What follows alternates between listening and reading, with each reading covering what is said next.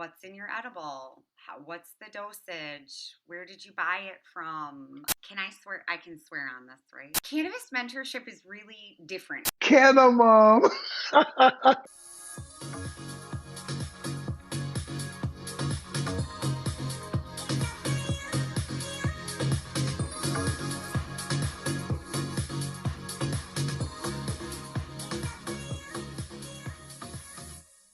All right, welcome to another great episode of the Dre and Smiley podcast, The Inner Circle.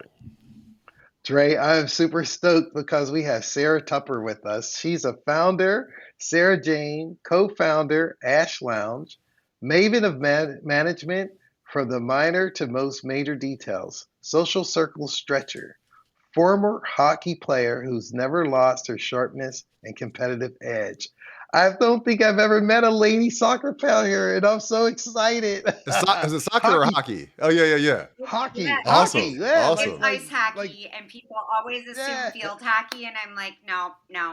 That's intense. She's a proud mom of a band of kind boys. As an instrumental player in the hospitality scene, Sarah has developed varied event programs, grown a huge network of collaborative vendors, and provided both strategic planning, project management, and consultant to diverse network of clients. A lifelong cannabis enthusiast, Sarah established a Michigan based woman owned and operated cannabis lifestyle brand in 2020. She continues to create deep relationships in leading cannabis operators, entrepreneurs, and women led brands nationally. Sarah understands what makes Midwest women special and unique and has dedicated the next part of her career to building event programming for cannabis curious women with a focus on cannabis driven hospitality and operations.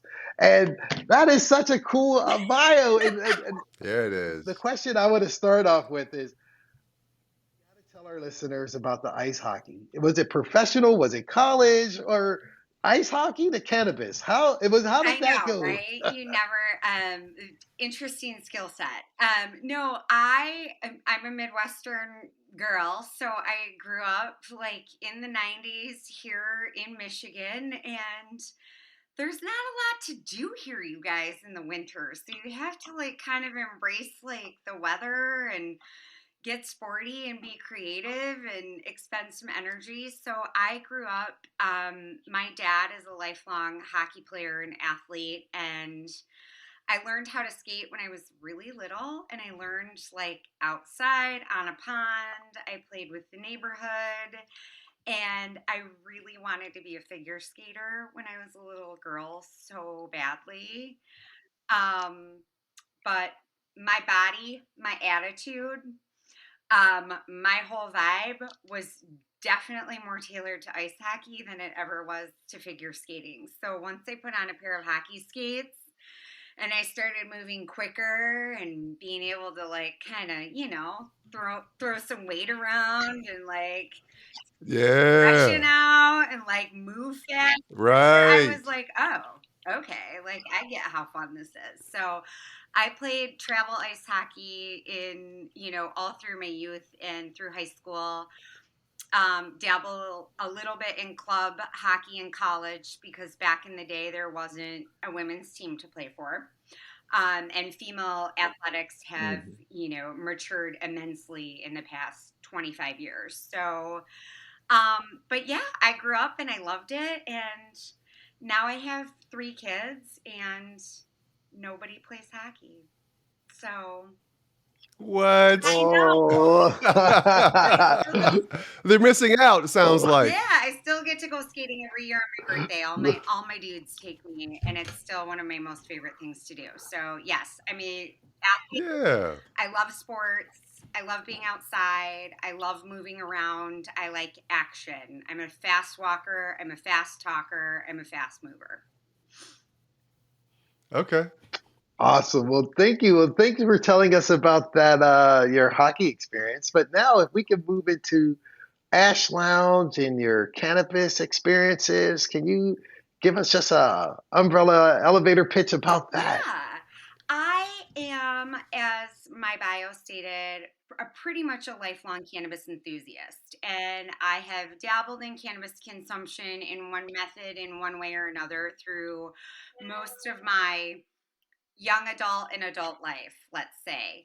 And I just started to notice here in the Midwest that as I was getting older as a female, I was using cannabis differently. And I was really starting to reframe my thoughts on what this plant can do for people and for women specifically. So I really took a dive into the legal cannabis space when it was legalized here in Michigan, and really just started to examine and look at, like, how can we talk to women who might be interested in introducing cannabis into their life and don't necessarily know who to ask, where to go, how to ask questions, how to read a label, how to shop for it. And most of our lives, we've been told that it's illegal, you'll go to jail, it's a gateway drug, all of these things. And you start to really, unravel some of that education that you've gotten as a youth about a lot of things that have happened in this world Yeah. and in this country. And you really start Mm. taking a deeper dive into that and questioning a lot of things. And that's how I got involved in the cannabis industry. I just thought, there's no one here talking to women in the Midwest about how to do this, how this helps, how it affects your body, um, how you sleep better, how you rest better, better sex, wellness, holistic, and how to integrate that into your life. And it's not what we think, what we grew up to believe thinking that it is. And that's our Mm. message to tell women, who are totally okay with having 4 glasses of Chardonnay at a play date or with their Mm-hmm. girlfriends, or on a Thursday night because they've had a really stressful day. It's really been an interesting dialogue for me, given the demographic that I fall into, mid 40s, mom of 3, living in the suburbs, rocking out, watering my plants and using my vape pen. So I mean, when I got started, I just kind of had to have this, like, conversation with myself that's like, you've got to be an open book, right? Like, if you're going to be involved and you want to do this the right way and you want to educate women and you want to show people how you use plant medicine, how you integrate it into your health and wellness routine, like, you got to be really open about it. You got to be willing to answer all the questions. No questions are dumb. And I became just kind of this approachable person that people started engaging with and asking questions. And that's really how my interest in the cannabis industry got started.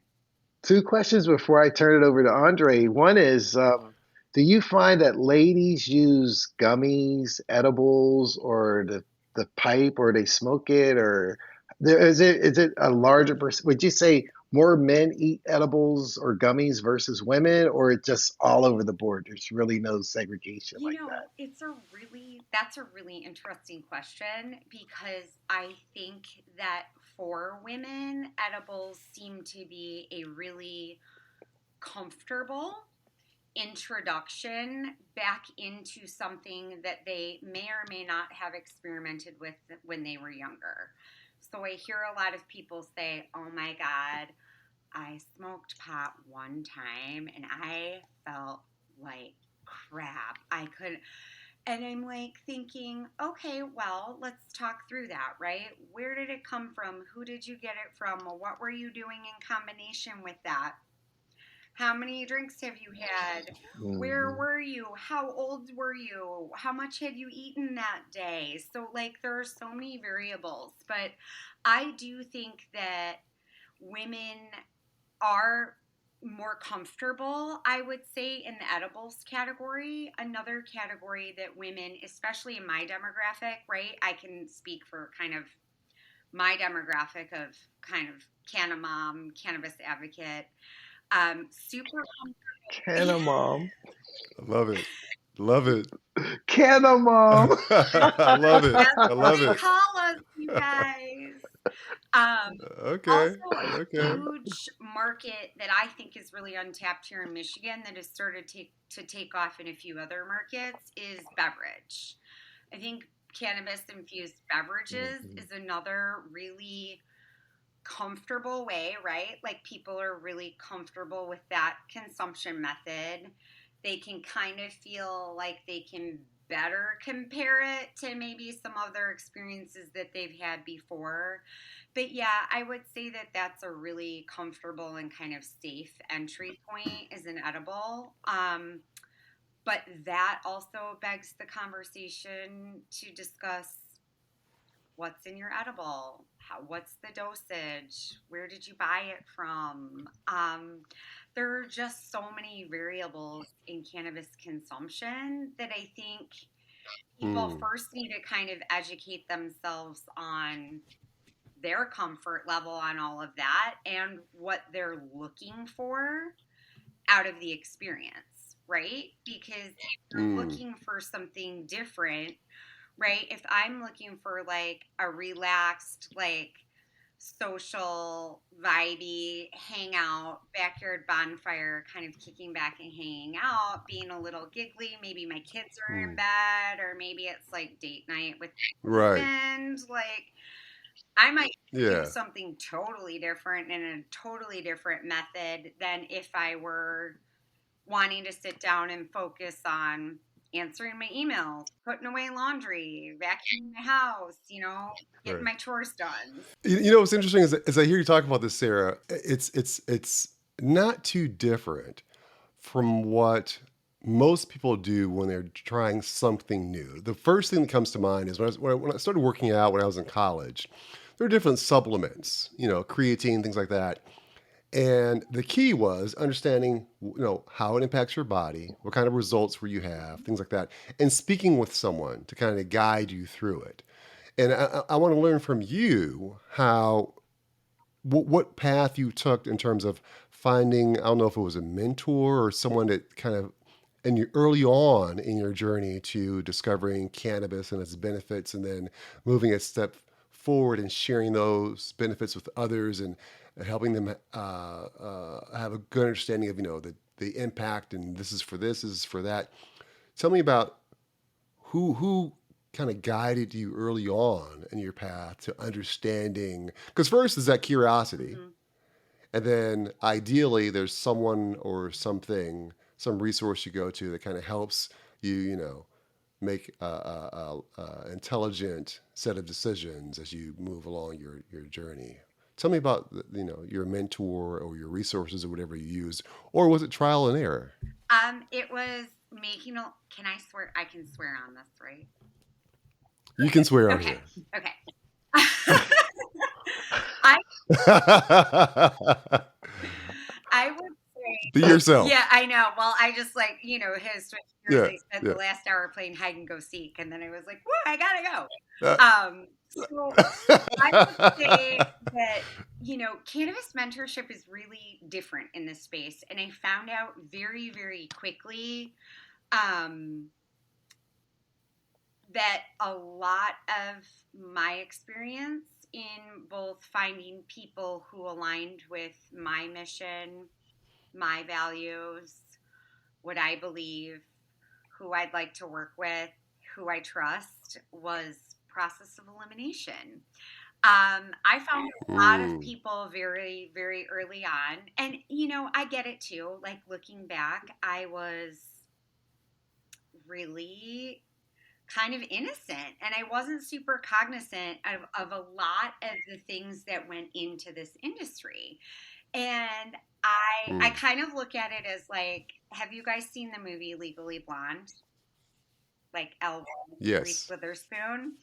Like Yeah. when she decides to Yeah. go to law school, she's just like, well, like I'm just gonna go. Like it's hard. Like I'll just do it. And I very much had that Right. attitude at the beginning, like, well, like how hard can this be? Like I've worked a long Mm. time. I have a diverse, background of skills and like I love cannabis and I totally believe in its medicinal properties and its benefits for women. Like, how hard can this be? I'm just going to work in it, you know? Well, that was wrong. Mm. Right. Cannabis is Mm. probably the hardest. It is the hardest industry with the most difficult people and the most difficult sets of rules and regulations and policies and procedures that I have ever encountered in my life. Is that why it's hard because of all the policies and Yeah, procedures? Is that what makes it hard, or is it because it's cutthroat? I think it's well, it's a combination of a lot from my lens, and what I learned very quickly was that a lot of the people kind of in the upper echelon of this industry aren't aren't consumers, don't understand, and aren't embedded in any of the cannabis culture, the conversations, the community, um, all of the policies and procedures, this rhetoric, the miseducation of cannabis, like for society, and just don't have a clear lens on what's actually happening kind of on the ground floor. And I think that it was one of those industries that looked like really bright, really shiny, like next best thing, like, oh my gosh, like let's do this. Right. Let's make a switch. Let's transition. Let's just make it cannabis, you know? And then we'll make a ton of Mm. money and then we'll sell our company and then we'll be rich, right? And when that doesn't Mm. happen as quickly as people anticipate, or when there's roadblocks in getting legislation passed, or banking roadblocks, or advertising and social media roadblocks, or just being able to distribute your products in a way where it's unlike any other industry, right? So Mm. Hmm. when your state first becomes recreationally legal, sure there are other markets you can look at, but you really have no idea what's going to happen because Because each market's different. each market's different. They all have their different rules, they all have their different brands, they all Mm. have their different people. And the larger companies that have spread throughout all of the cannabis markets, they don't give a shit about me. They don't. I mean, Right, right. All they care about is the bottom line. They really don't care about the consumer as a whole necessarily. It sounds like that's part of what you're saying.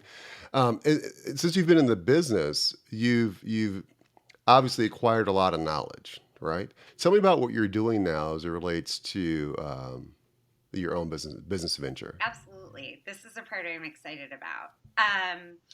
So, as a hospitality professional, an event planner, project manager, I really was interested in the landscape of cannabis from a hospitality, from an entertaining, from a social consumption perspective. And it was really interesting. It still is very interesting to me that Michigan is a space where cannabis is recreationally legal, right? Meaning that you can walk in and purchase that if you're above the age of 21. And there is not that many places or spaces where you can engage in your cannabis consumption socially or with other people. So, yep, that's great. That's super great that I can go home and I can sit on my porch and I can smoke and that I can be in the privacy of my own home and I can have friends over. But really, we are all working so hard to destigmatize this plant and really change people's perceptions on how you engage with cannabis and what that looks like, and how all of these messages that you've been given your whole life are actually false. How can we do that if we don't create inclusive, diverse, safe places where people can meet up, they can consume, they can host a meeting, they could host a sales meeting? Where are all of these companies that are looking for being able to host a product demonstration or a new product launch? And it's like, Don't you want to be able to use your product? Don't you want to be able to give it out? Don't you want people to be able to experience it?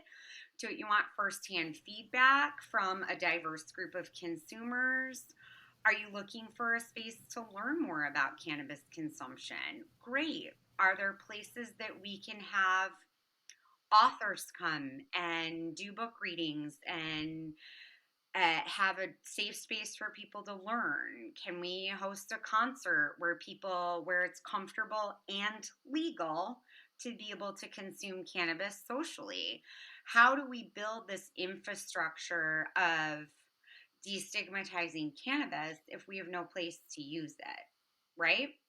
So that's where I really dove in and started doing some research in this industry. And in that process of elimination, right? Of like, nope, I don't want to work with you. Nope, you're an asshole. Nope, you don't understand my mission and vision, or you want to just commodify it and take community out of it, and that's not going to work. I found Andrea. And I would like to think that we were both at that point, like a lot of PTSD, a lot of bad choices, a lot of bad people, a lot of learning. And Ashe Lounge is her idea and was her baby. And she pitched it to me. And I went into this meeting thinking, I'm going to have coffee with this awesome woman. I don't know her. I'm just going to, like, the more the merrier. I'll meet anyone for coffee. And by the end, I was like, I will help you do this. We're fucking doing it. Let's go. Wow. I got it. I'm all, Wow. I support you. I see your Yeah. vision. I understand where this can go. There is no place for women. And we are such different women that if this resonates with us, and this has got to resonate with a greater community. So tell me this, Sarah. So let's say I have $1 million. Heck, let's make it $10 million. Let's say I'm looking to invest it somewhere. I have a general sense of the concept, right? It's an area for community, right? To help champion community, and people can come in and you know enjoy cannabis in the many different ways it can be enjoyed, whether it's sampling it and that sort of thing. But give me a reason why the community would come to your lounge um, to to do that type of thing. Mm-hmm. Is it because you're the only one that's doing this? Is it because what makes your lounge the place I would want to come to? Yeah, that's a great question. I think that that is a multi-leveled response for me, and for the way I like to support people and give money to people. I'm always very concerned and want to do my research on who is the owner of the company and how am I empowering other people. So I look at that even when I purchase cannabis. Oh, this is a Black female owned grow. You are much more likely to see me purchasing cannabis products from people that I want to support, that I want to empower, and that pay it forward. So part of that for Andrea and I is that we are really, really working on establishing our infrastructure, meaning anyone we engage with, hire, pay, collaborate with, partner with, are all looking to be right now women of color, and LGBTQ plus.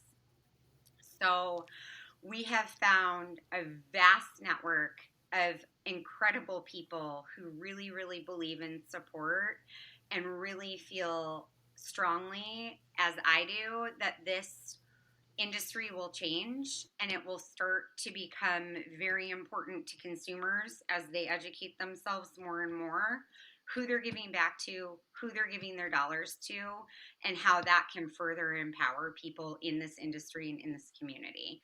So that's number one, female owned, female founded.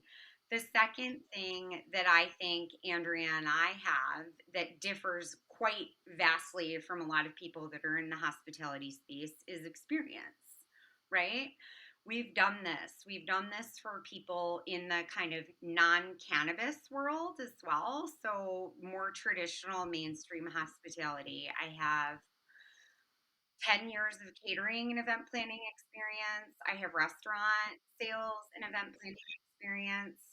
Still a wedding planner and a corporate event planner and a food and beverage and menu consultant on the side, right? We all have a side gig that's cannabis because no one's making any money, no matter what they tell you. No one's making any money. We all have side gigs. Um, as we nurture these babies, these startup babies, into hopefully becoming bigger. So that's something that differs vastly. And I also think for me, a huge part of that experience is comfort and ambiance. So we started out in this industry where everybody wanted to have parties, throw ragers, like everyone wants to be at like a hip hop concert. That's cool. I want to be at that too. But there are other groups of people, there's other consumer demographics. 60% of new cannabis consumers are women here in the state of Michigan. There are other people that kind of like really hyper cannabis culture doesn't necessarily touch or doesn't feel comfortable and engaging or inviting for other groups of people, right?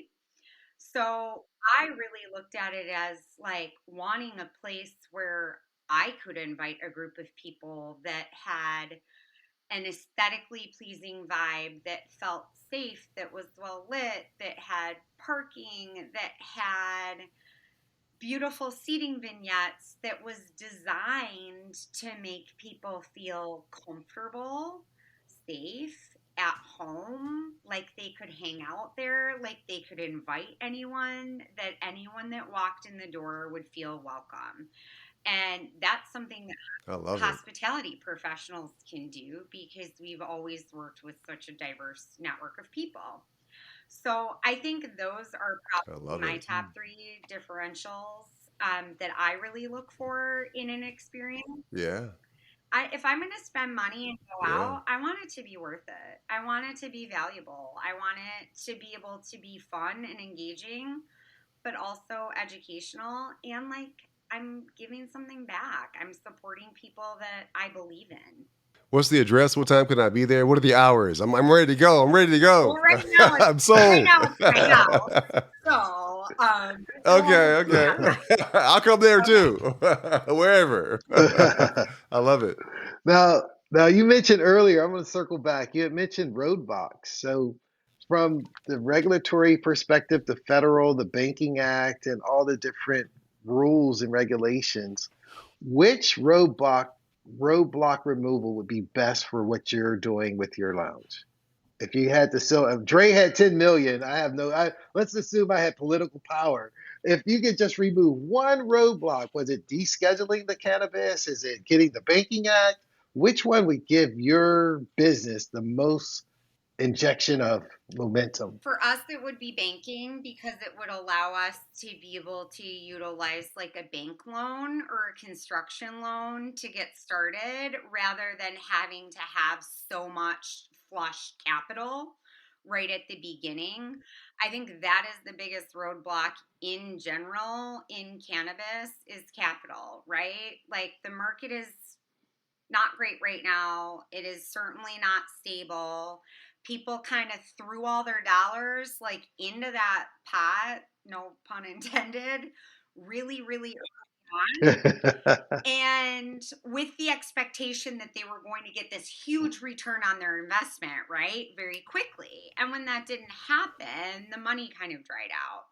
For us being women, there are so many other opportunities that we could take like advantage of, from like a small business loan, from a female entrepreneurship group, from all of these different areas, applying for scholarships through female founders networks and collectives that we can't do because of the genre of work we do.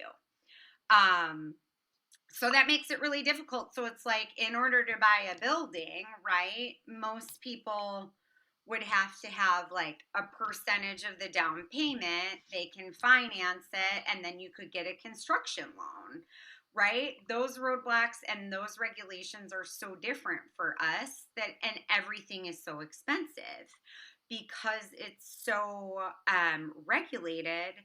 I would also say that rolls into like legal fees and counsel. Huge, very important part that I learned really early on. You have to have a good lawyer. You have to have a lawyer that understands the changing policies, the changing regulations, what you can and can't do, how to partner with somebody else. Just the structure of your company sometimes looks different because of this industry. And lawyers are expensive.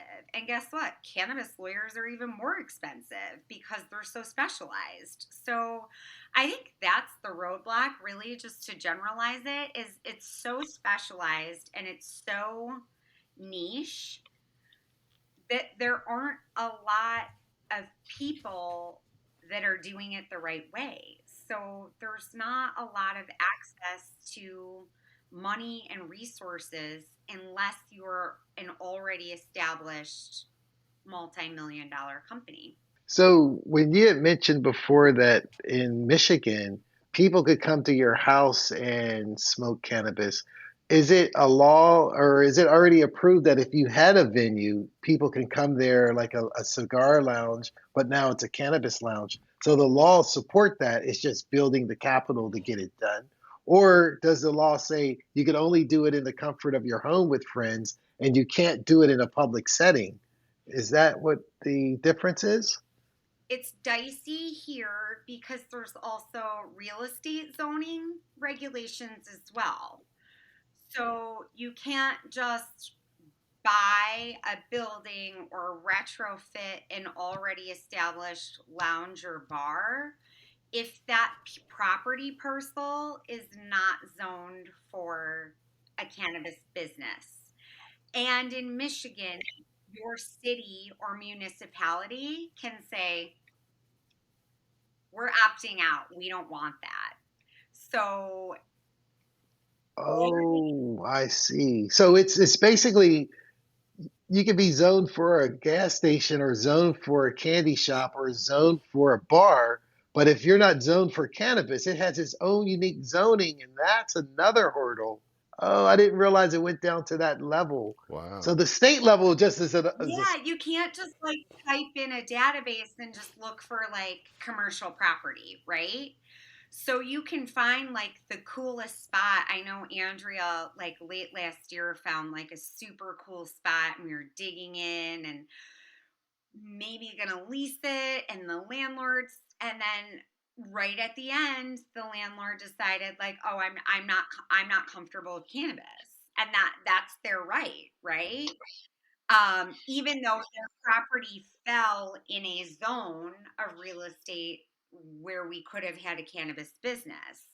So, yeah, and again, this is where like proper legal counsel comes in too, because I can review laws and rules and regulations that change, I mean, really very quickly, sometimes quarterly. I can review all of those and really not have a comprehensive understanding of like what that language means, right? And then start digging in and getting into this property and wanting to do renderings and hiring an architect and getting a builder, then to just have, the municipality or the city commission or the state of Michigan say, no, that municipality is opted out. You can't do that there. So it already kind of narrows your search. Um, Yeah. and for us, for a cannabis consumption lounge, right? Like vibe, the way it looks on the outside, neighborhood, like all of that is really important. So the criteria starts, getting long, and then the list of areas that you can search out narrows, and you're kind of stuck. And I would like to say, Andrea and I are kind of stuck in this hamster wheel right now of like, what comes Yeah. first, the money or the property or the money? Like, we need the money to get the property, but you need the property to get your license from the state of Get the Michigan money. and Right, the right. address to put on the application. So it's Oh, like, and I've never done this before, right? A lot of people who do this are real estate developers. Right.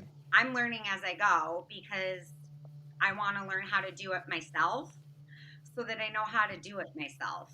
And Andrea and I are really scrappy and we're hustlers. So we're just figuring it out as we go.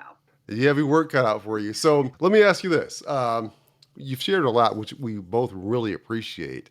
The world of cannabis, it's so, there's so much stigma around it. And with the past few guests we've had, yourself included, it's helped to really destigmatize it. So let me just say thanks for that. So before we get to the final four, one question for you. What's one thing that most people don't know about you that you wish they knew? I can come off very, very blunt and to the point and direct, but I'm actually a very, very deep empath and I feel lots of feelings too. So, what people think Mm, may not offend me or not make me feel upset, or maybe they think I'm not thinking anything of it. I'm up at 11 p.m. like overanalyzing it and thinking about ways that I could have responded or done better or be better or do things better. mm. So I would say that. wow, deep empath. That's nice. Yeah, that's cool. Well, as a final four question, we're going to move into the final four. Think of it like Okay. this.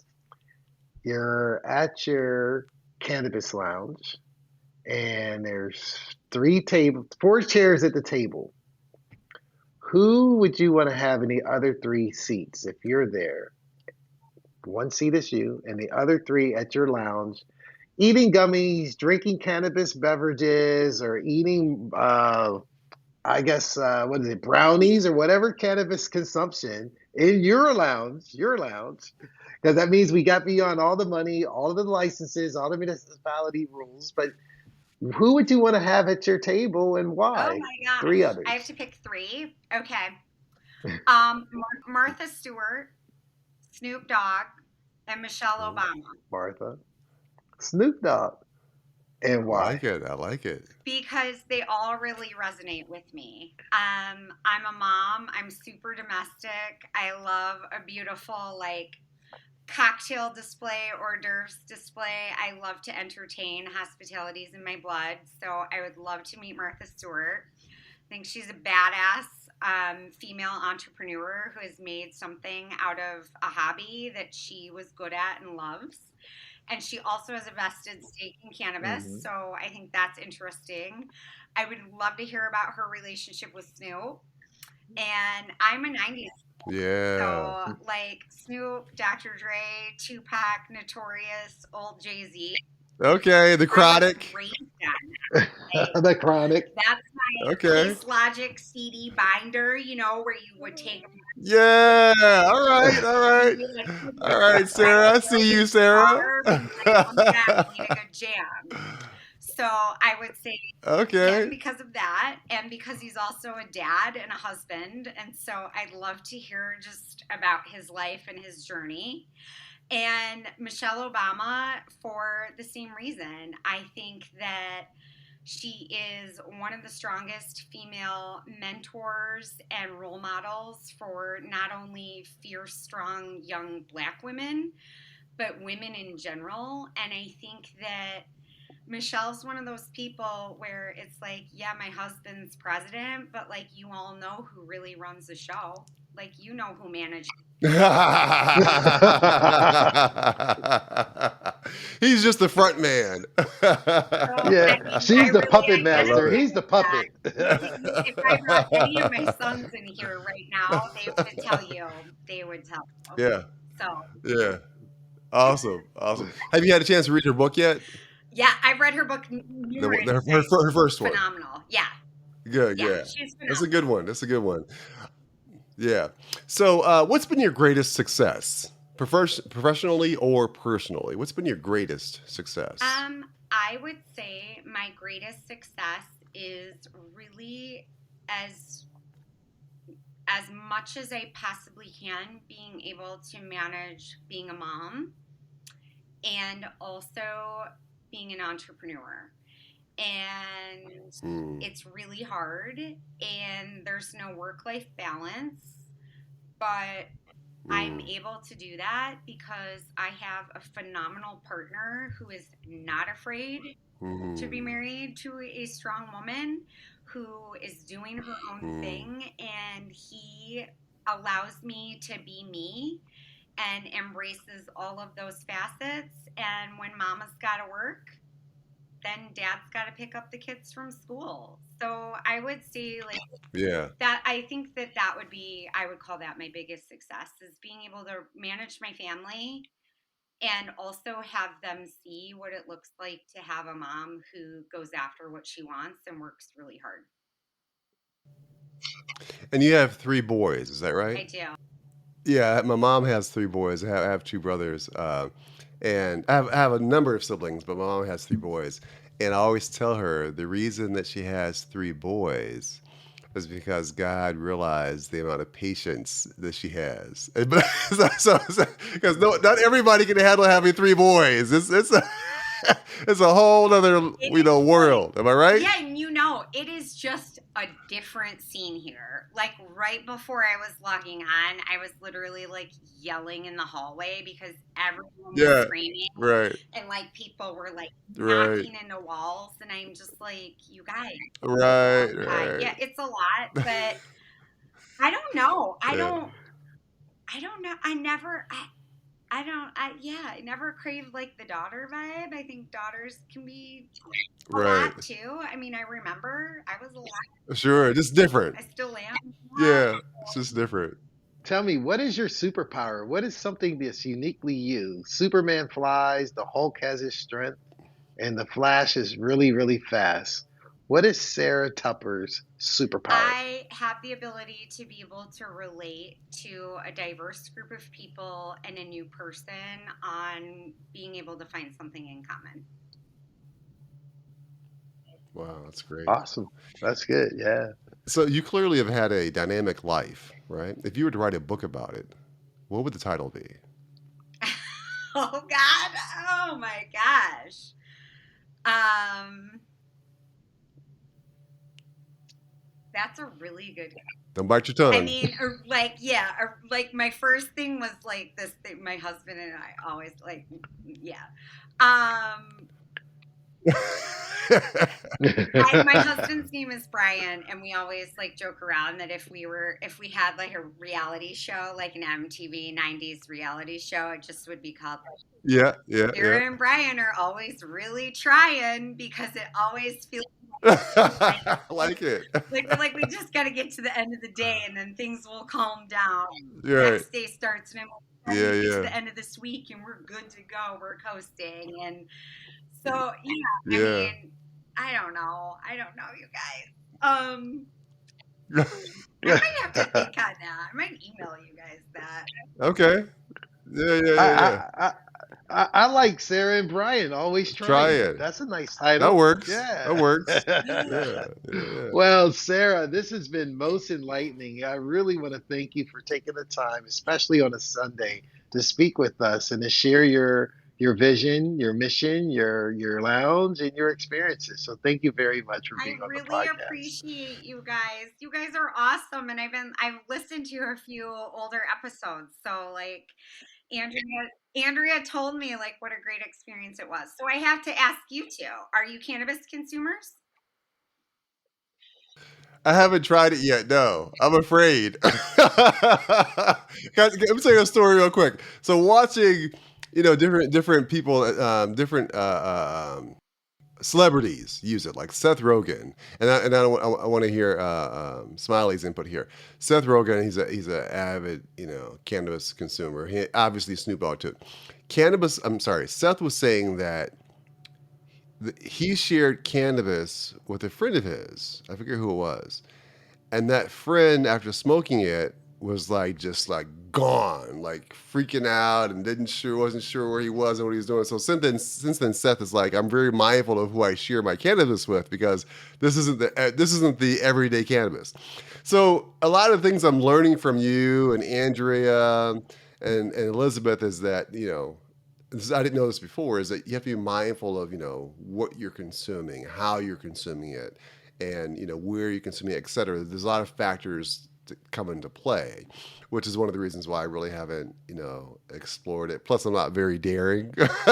So yeah, to answer your question, I haven't yet. No. Smiley. So my direct answer is in college, and I graduated in '88. I was a cannabis traditional legacy weed user. But then when I got a job, they were like, we were drug tested. So I haven't touched anything.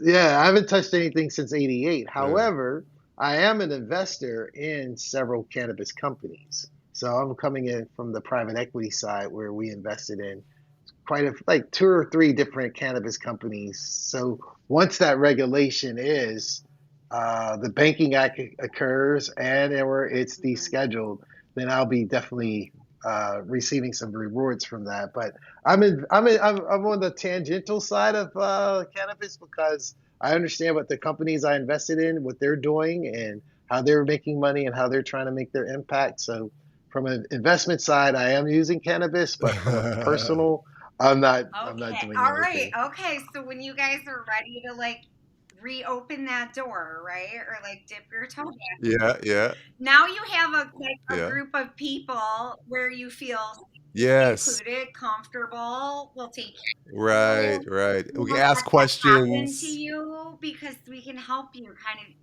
like have your own it's your own journey, right? Like just like everybody has a personal journey with all of the different things that they use for health and wellness and all of your tools in That's your right. toolbox. So we can help you with that.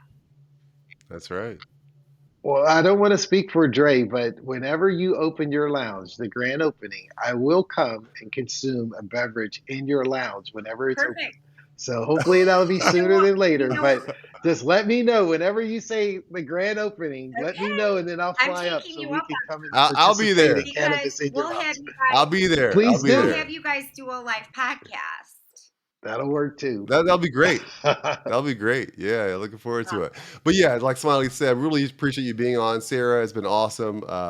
And much success to you and Andrea going forward together and also individually. Thanks again for being on the Thank you so podcast. much. I hope the same for both of you. So anything we can do to help you, let us know.